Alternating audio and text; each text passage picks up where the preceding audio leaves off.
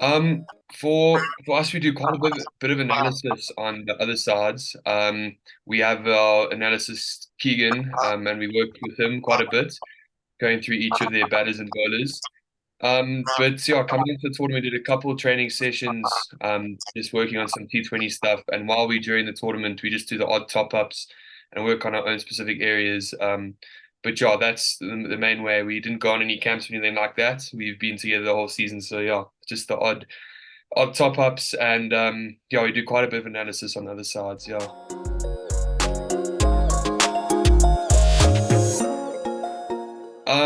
Yeah, we obviously the goal is to win it at the end of the day. Being at the Titans, we've got a history of lifting trophies. So we're going to try to live up to that legacy as best as we possibly can.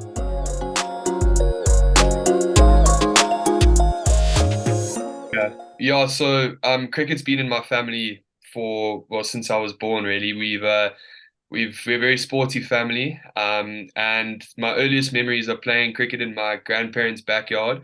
And my grandpa throwing to me, and then my little brother and my dad, all of us mess around in the garden.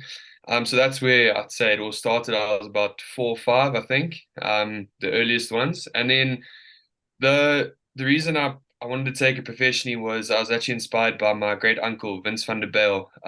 He was a former Protea, and the way he explains it, and after having chats with him, I think it really inspired me to become a professional. And yeah, obviously, as I said earlier, my family's very, very sporty.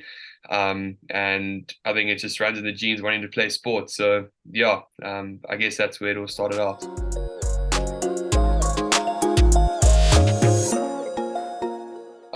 I would say my school coach, Dale Benkenstein, the way he went about things with us, and obviously him being a professional player and then coming to coach us was big for us, and learning through his experiences. I think he taught me a lot about who I am as well, not just as a cricketer, but taught me a lot of life lessons and influenced my life in many different ways that I'll be grateful for forever. So yeah, I'd definitely say Dale Benkenstein.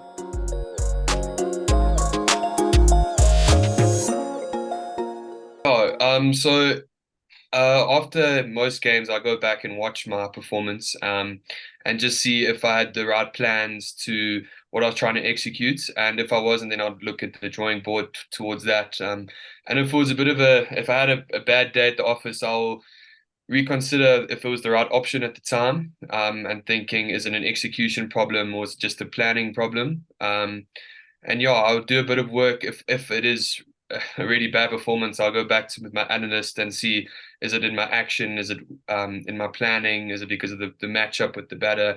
So it's a big difference. Well, it varies quite a bit depending on the day and how it goes.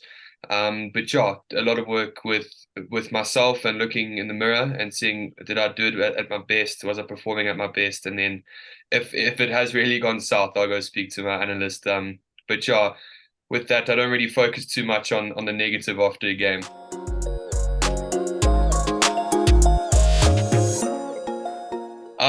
Okay, so first part, I'd say my biggest highlights has got to be meeting Jacques Cullis and working with him at the Pretoria Capitals this last SA20. I think he's been my role model my whole life and my hero in the cricketing sphere. So being able to work with him was a massive highlight. I also think receiving my South African blazer and um, representing the SA 19s at the World Cup is also another big highlight of mine.